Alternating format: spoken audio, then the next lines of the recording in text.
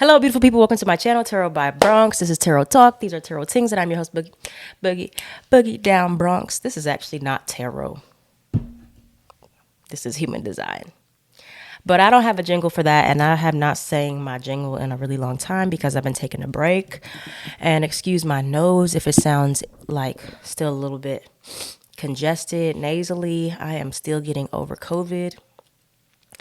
And I've been just at home reflecting, thinking about like what I want to do next and just chilling, relaxing. And I was like, I really want to do this series because it was prompted by somebody asking me about, I think, spleen authority. And then people are just keeping asking like, we want to know about the other authorities too. And so I took a few days and I was just thinking about it.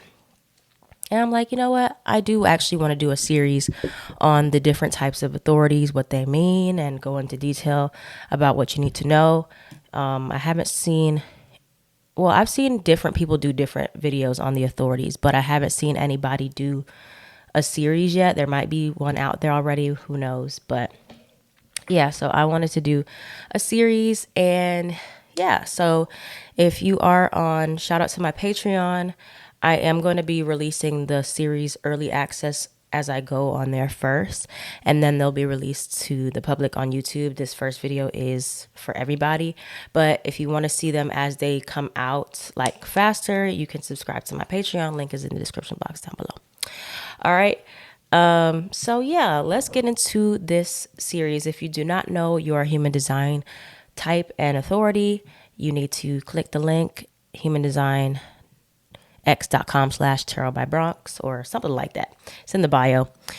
And go find your type. Make sure all your information is correct, your birth time, all that good stuff, so that you know what it is. And then, yeah, once you have that, come back to this video and we'll get into it. If you already know that, great.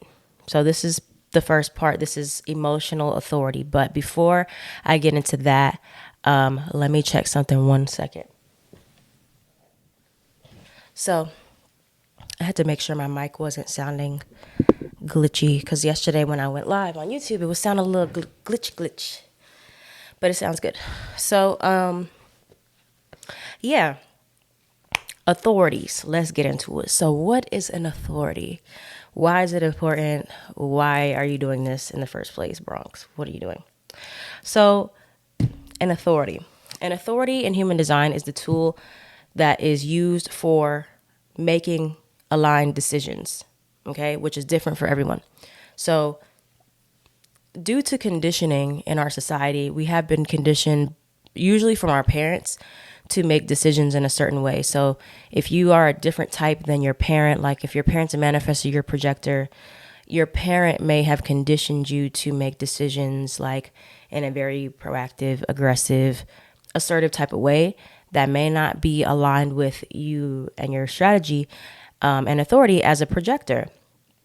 And this can be really harmful because all of our lives we're told to make decisions in a certain way, and that's actually not correct for us. And then we are wondering why our lives feel so stagnant, or we're frustrated, we're angry, we're stuck.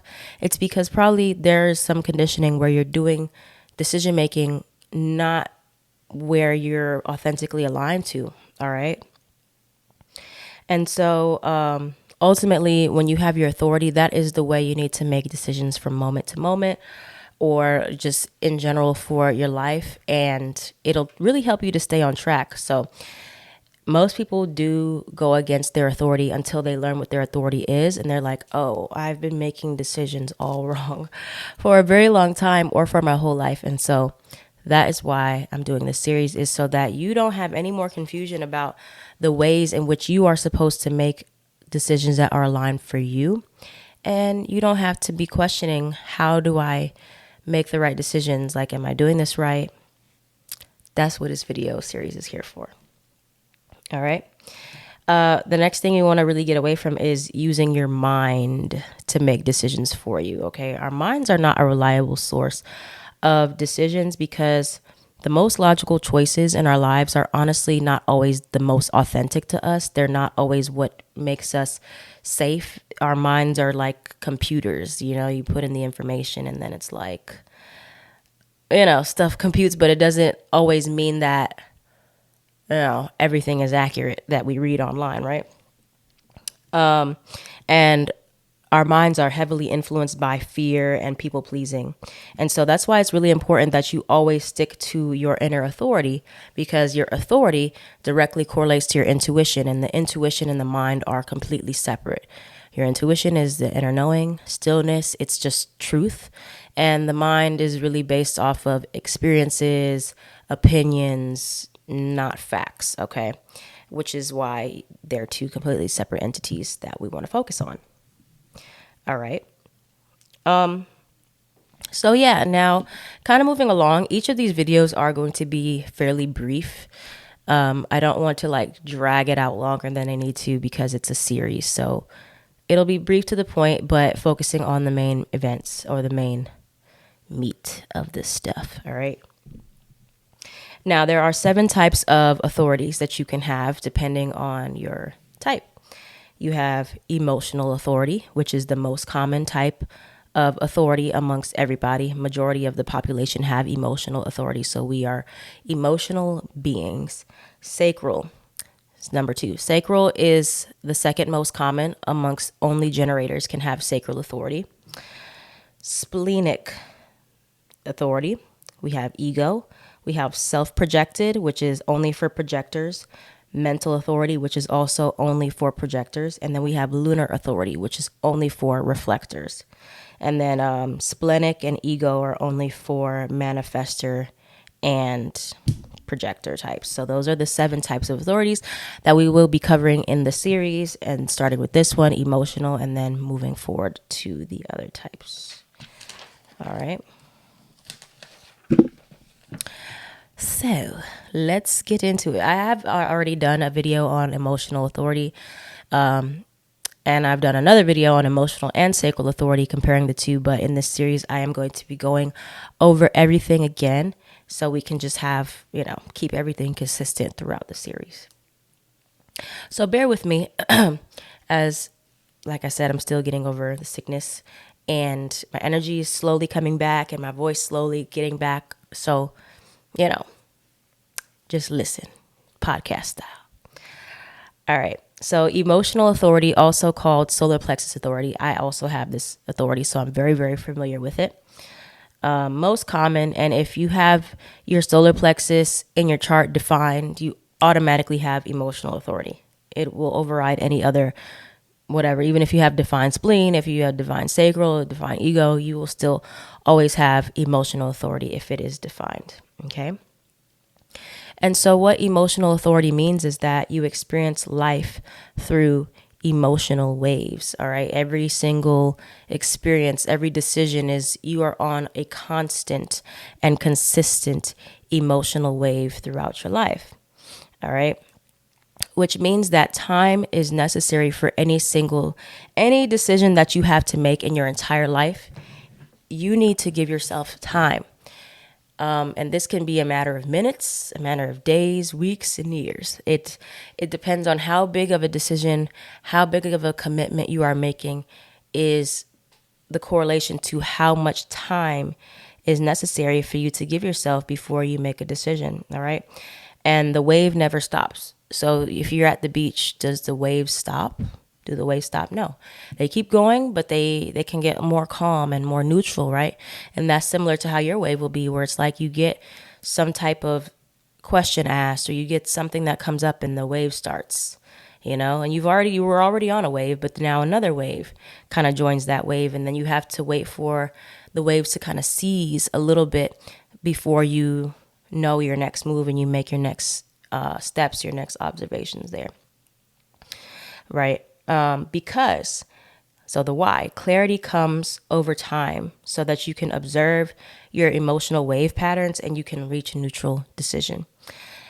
And that's why, like, there is no truth in the now is like the biggest phrase for emotional authority. There is no truth in the now, because right now your emotions are peaking and waning and waxing, whatever it's called. And you have to give yourself some time to see and observe, like, what those patterns of, like, what did you feel the most of? Did you feel mostly excitement and good vibes, or did you feel more lows and uncertainties? And those are what determines the pattern of the wave, determines what your decision should be for a situation. So especially like in emotional situations, like relationship types of things, like if you observe over time a relationship, you look at what emotions were the most consistent throughout that relationship. Was it mostly anger, frustration, sadness, confusion, or was it mostly like excitement and good and So those things can help you reach a consensus of truth over a matter of years when you look back and you're like, wow, I really did have a lot of low moments in this relationship, or this relationship was really, really good to me, whatever. So those are like things you can observe in those long-term patterns versus like just short-term ones as well. And another reason why you want to wait and give yourself time is because emotions change the lens of how you perceive things. All right. So like if you are in a very high state of emotion and you get presented an option, a question, an opportunity, you may just be ready to go and say yes to whatever comes your way, because the lens of emotion is like, life is amazing right now. I'm on this high. And so yes to everything. Yes, yes, yes. But when that starts to come down and you get, what goes up must come down, you get back here and you're like, why did I agree to all these things? That's not even, you're not thinking clearly. It's a little bit distorted. Same as if you go through you're going through a low period of time and something is asked, an opportunity or something comes up, you should not make decisions in that point of view either, because you're not thinking clearly. Everything feels defeating, disappointing, frustrating. Life sucks. And you're just like, I don't want anything. I cut everything off, cut everybody off. When you come back up, you're like, wow, that was a bit dramatic. Maybe I didn't have to do it like that. So these are things to consider in your emotional wave. You always need to give yourself time to feel through things, and you never want to be impulsive with any decision and do things in the heat of the moment. And I've had to learn a lot with that, where it's like emotionally I'll be feeling like I just need to whenever something feels like super urgent within you and your emotions, like you have to do it right now or you have to say something right now, try to refrain from that and just wait even a day or a few hours and see if that urgency still is there or if it decreased. Because usually when you say something in the emotional wave peak or low, it's not as received as well, or the outcome is not as good as it could have been if you were neutral, because you don't say it in the right way, and like the emotions that other people pick up from you may not. It's just a lot. It's just a lot, right? So filling out your decisions with any decision that you get or an opportunity that you get, always give yourself time. Tell somebody like, hey, I need time to process this. I need time to think. I need just give me a few days and I'm going to let you know. It'll help you to not come off so like flaky or indecisive as well. If you're just like, let me decide in a little bit. And so that takes a lot of deconditioning, because a lot of emotional authority people are conditioned to make decisions on the spot, on a whim. And if you don't decide something now, then that means that you are going to miss out, or something's going to happen. Or you feel guilty when you don't give somebody an answer on the spot, or like maybe the people you're around are a lot more spontaneous. And so you feel like you need to be that way, or you feel guilty for saying no or saying, oh, let me think about it. So, you don't want to appear lame or whatever, especially if you have like undefined ego center, because there's always this feeling of, oh, I need to prove myself that I'm fun, that I'm exciting, that I can be this or that, But if you have those people in your life that are making you feel like that, then they shouldn't be around you. Or if it's just your own self esteem or like self projection, where you're like worried if people are going to judge you, that just might be a projection. So that's what an emotional authority is it's not making decisions while you are emotional. It's using your emotions as a way to figure out what decisions are right from you based on the patterns that you see in those emotions, what feelings were most common. Once your emotions are at a neutral state, if you are a generator with emotional authority, once you're neutral, you can do a gut check after some time has passed and ask yourself if you still want to do this, or do you still not want to do this. And if your gut just feels like a yes, actually, I do want to do this still, then do it. Or if you feel like I don't really want to do that, then go with that one. Okay. So that's emotional authority. Now, there are different types of emotional waves, okay, depending on what channels you have defined. So you have individual waves, collective waves, and what is called tribal waves. So with the individual waves, that is channels 39. Wow, my handwriting sucks. I think that says 3955. Whatever channel connects to 39. We got 2212 for individual, collective 4130, and 3635. Tribal waves 1949 and 37. I think that's a 46. If it's not a 46, it's a 40. I'm sorry, y'all. I should have been better with my handwriting. But yeah, if you look at it, whatever connects to the other side of the channel, or you can just look it up because, yeah, I don't want to misguide you. But just a brief breakdown of those. So the individual wave, this is the wave that is known as like the most emotional, or like the deepest range of emotion. So lots of emotional depth, moodiness. You go through a full range of emotion usually before you reach a conclusion about something, or it's good to go through a full range of emotion through a scenario or a relationship or something. And they said that this is the most dramatic of the three waves. So a lot of intense highs, mediums, and lows. You're going to feel them all, feel everything. So you're the type of person that really, really goes through it. You really feel your feelings out all the way. And it's important that you do that because you don't want to get stuck in the emotional wave either.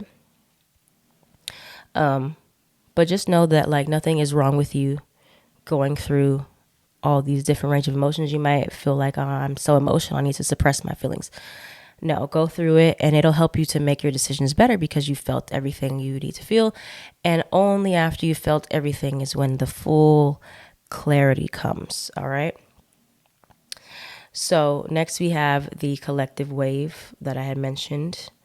So this is where your emotions spike upward and then they can really crash. So a lot of like, type of emotions, not as much gray area. It's like a high or a low. You're here or you're here. But I feel like it's usually up here depending on the new situations that you're in.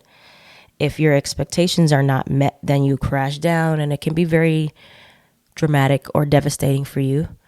So it's important that you manage your expectations well. If you have the collective waves, which again are 4130 and 3635 channels, because there's a lot of crashing down with those. So try not to get too high of expectations before you know all the details. Like, it's like if you just meet somebody, right? And then you're like, oh my gosh, this is a person I'm going to marry. This is my soulmate, this whoever. And then like they do something or you realize this is not the person. That crash can be really harsh. So just try your best to be mindful of that. Now, the last one is the tribal wave, which is known as the mildest emotional wave. And this is the one I have, and I can't even imagine what the other ones feel like because for me, I feel very intensely as well, which is like, if this is the mildest, I don't want to even know what's the individual wave is crazy.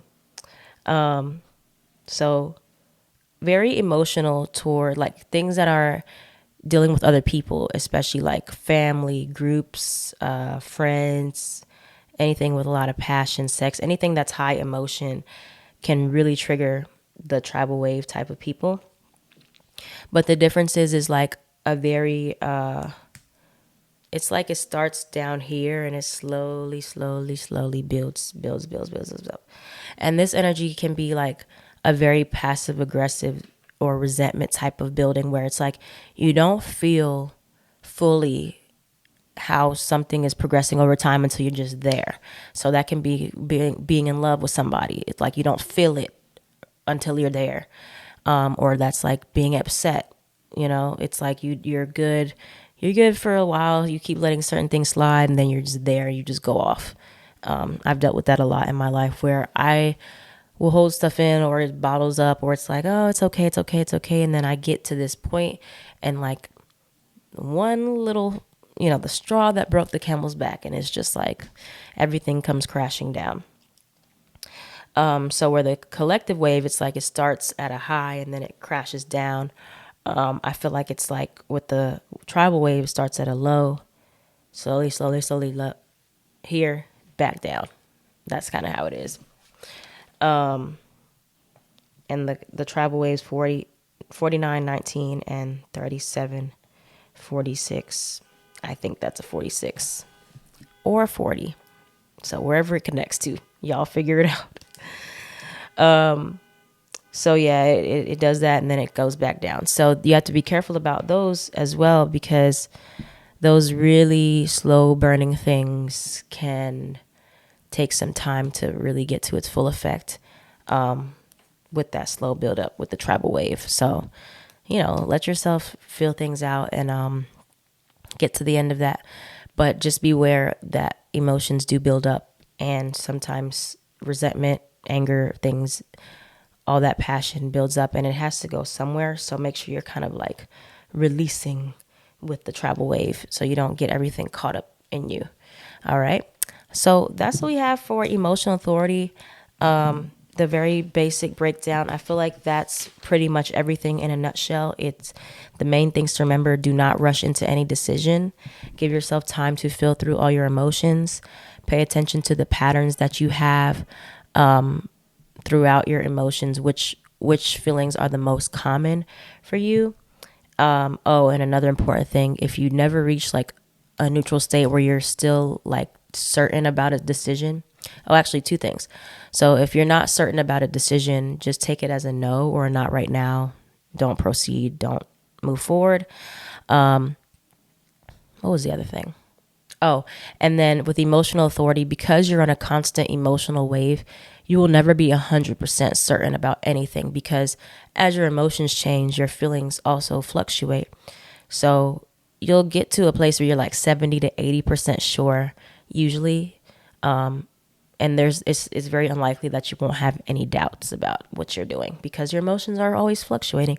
So give yourself grace. If you're never 100% sure, it's just whatever feeling outweighs the other. That's what the one you want to go towards. But if neither feeling outweighs the other, or you're just really indecisive, take it as a no. All right. So that's emotional authority. Thank you so much, guys, for watching this series. I'm excited to get into the other types, authorities. And yeah, y'all. So I am at Tarot by Bronx, and BX knows best on everything.